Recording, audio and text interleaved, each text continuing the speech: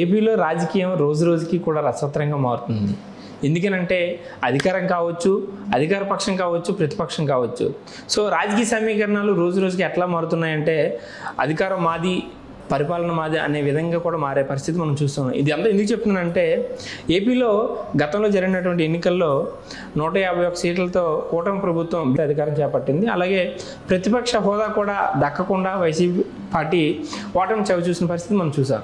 కానీ అప్పుడున్న పరిస్థితి ఇప్పుడున్న పరిస్థితి అంటే ఎన్నికలు జరిగి 9 నెలలు సుమారుగా 1 సంవత్సరం పాటు కావస్తున్నటువంటి తరుణంలో ఏ పార్టీ యొక్క పొలిటికల్ స్ట్రెంగ్త్ ఎట్లా ఉందనేది మనం ఒకసారి విశ్లేషణ చేసినట్లయితే వైసీపీ పార్టీ ఘోరమైన ఓటమి చవి చూసిన తర్వాత ఈరోజు స్టేట్లో జగన్మోహన్ రెడ్డి అధికారం కోల్పోయిన తర్వాత గత 2-3 నెలల నుంచి కూడా పబ్లిక్లోకి వచ్చి ప్రజా సమస్యలపైన అలాగే అధికార పార్టీ యొక్క వైఫల్యాలపైన ఎండగట్టే ప్రయత్నం చేస్తూ ఉన్నారు.